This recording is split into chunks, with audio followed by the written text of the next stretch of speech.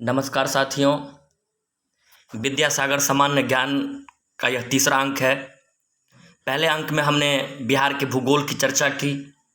दूसरे अंक में बिहार के इतिहास के संबंध में 47 प्रश्नों की विवेचना की। अब आज शेष प्रश्नों को आपके बीच रख रहे हैं।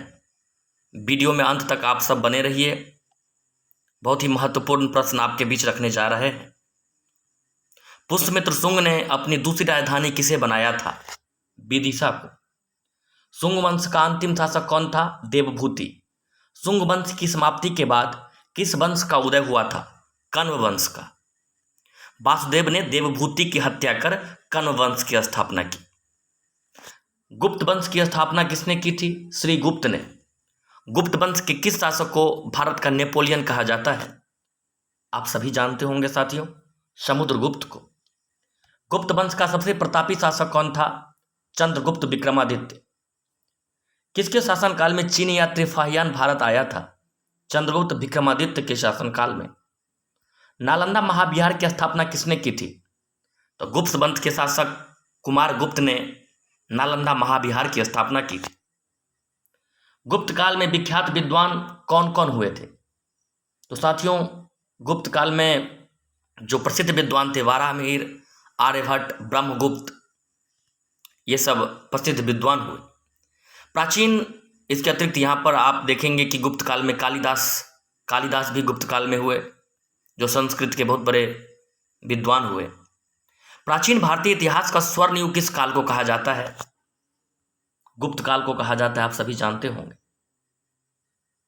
गुप्त काल के बाद किसने पाटलिपुत्र में मौखरी वंश की स्थापना की थी? यज्ञवर्धन। विक्रमशिला विश्वविद्यालय की स्थापना किसने की थी? पाल वंश के शासक धर्मपाल ने। 1097-98 में तिरहुत में किस स्वतंत्र राज्य का उदय हुआ? कर्नाट राज्य का।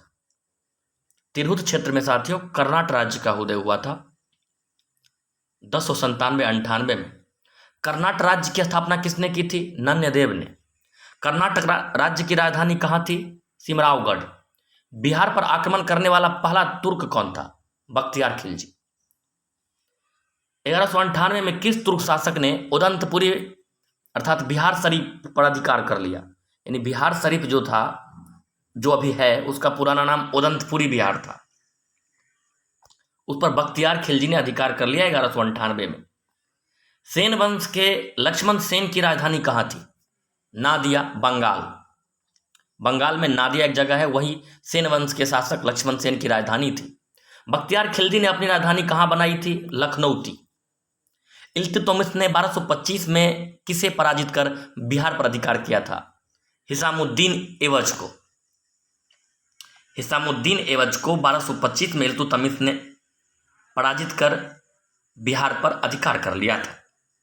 तुगलक काल में बिहार की राजधानी कहाँ थी? बिहार शरीफ। बहुत महत्वपूर्ण क्वेश्चन है साथियों। तुगलक काल में बिहार की राजधानी बिहार शरीफ थी। इस राज्य का नाम बिहार क्यों पड़ा? तो बौद्ध सन्यासियों के ठहरने के स्थान को बिहार कहा जाता है। इस राज्य में बिहारों की संख्या अधिक होने के कारण तुगलक काल में इसका नाम बिहार पड़ा, जो कालांतर में बिहार का अपभ्रंश बिहार हो गया। तभी से यह बिहार राज्य के नाम से जाना जाता है। यानी ये बौद्ध बिहारों का, सन्यासियों का जो ठहरने का स्थान था, उसी को बिहार कहा जाता था। इसलिए तुगलक काल में अपभ्रंश के रूप में बिहार शब्द बिहार हो गया, यानी वो बन गए। तिरहुत क्षेत्र पर तुर्कों का अधिकार होने के बाद तुगलकों ने किस राजवंश की स्थापना की? वैनवार वंश। तिरहुत क्षेत्र पर तुर्कों का अधिकार होने के बाद तुगलकों ने किस राजवंश की स्थापना की? तो वैनवार राजवंश। आप याद रखेंगे। वैनवार वंश का प्रसिद्ध शासक शिव सिंह। शिव सिंह के दरबार में विख्यात कवि कौन थे? तो विद्यापति का नाम आप सभी सुने होंगे। तो साथियों, ये जो प्रश्न नंबर 70 है, 70, तिरहुत क्षेत्र पर तुर्कों का अधिकार होने के बाद तुगलकों के द्वारा यहां पर वैनवार वंश की स्थापना की गई थी। और उस वंश के जो प्रसिद्ध राजा थे शिव सिंह थे और विख्यात कवि विद्यापति थे। तुगलक काल में बिहार के प्रशासकों में सबसे प्रमुख प्रशासक कौन था? मलिक इब्राहिम, जिन्हें मलिक बयां भी कहा जाता है। 1495-96 में सिकंदर लोदी ने किसे बिहार का गवर्नर नियुक्त किया था? दरिया खां नुहानी को। बाबर ने बिहार का प्रशासक किसे नियुक्त किया? जलाल खां को।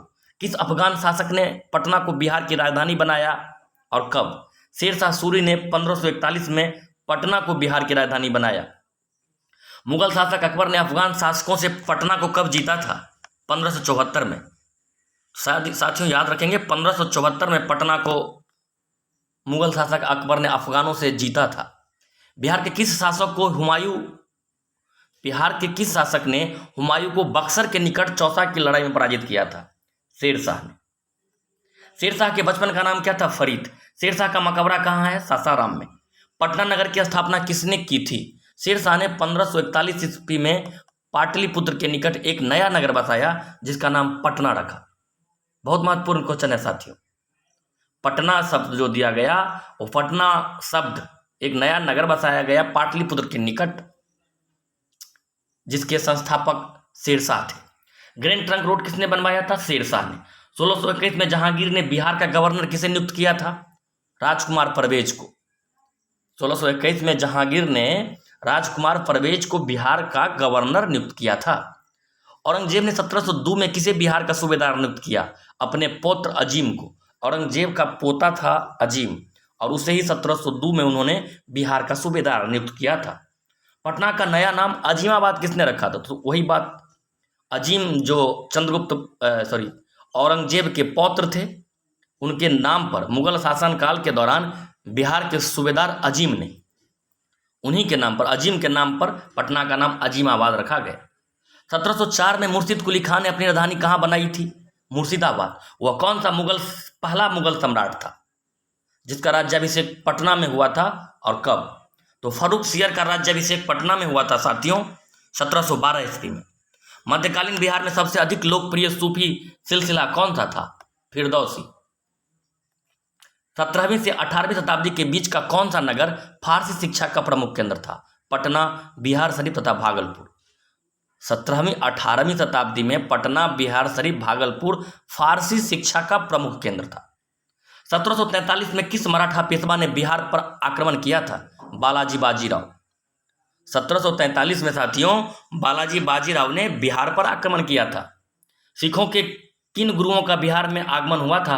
प्रथम गुरु गुरु नानक तथा नौवें गुरु गुरु तेग बहादुर सिंह। प्रथम गुरु और नौवें गुरु गुरु नानक और गुरु तेग बहादुर सिंह का बिहार में आगमन हुआ था। सिखों के किस गुरु का जन्म पटना में हुआ था?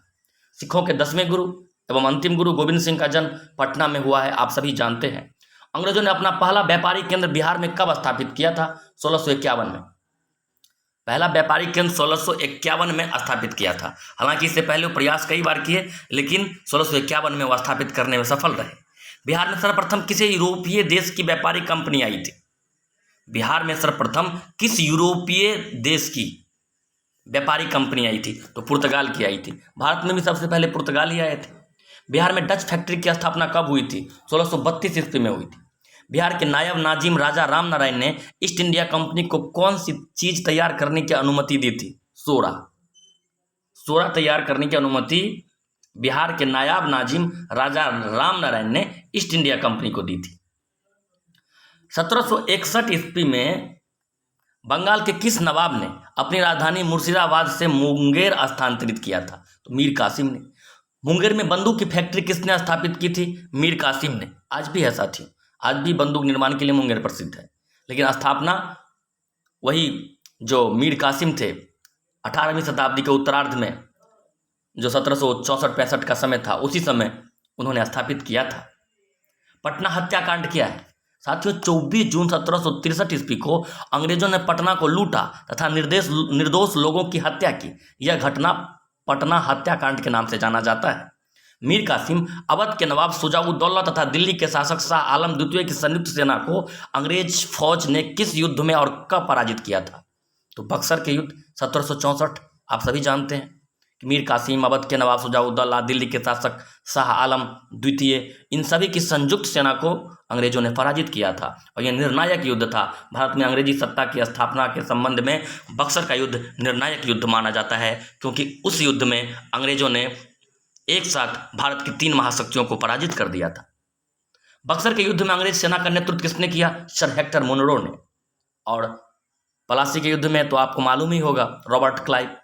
पटना में गोलघर का निर्माण कब और क्यों किया गया? 1783 ईस्वी में अनाज के भंडारण के लिए किया गया था।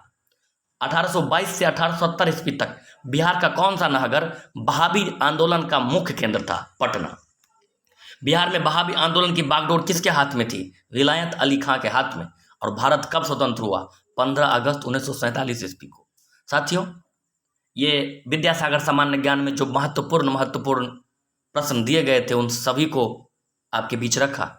अब अगले सेशन में अगले अंक को प्रस्तुत करेंगे, तो तब तक आप चैनल को सब्सक्राइब कर दें, बेल आइकन को भी दबा दें, वीडियो को थोड़ा लाइक भी कीजिए, शेयर भी कीजिए, ताकि जो भी काम करूं वो आपके बीच पहुंचे। वैसे वीडियो को अंत तक देखने के लिए आप सबका बहुत बहुत धन्यवाद।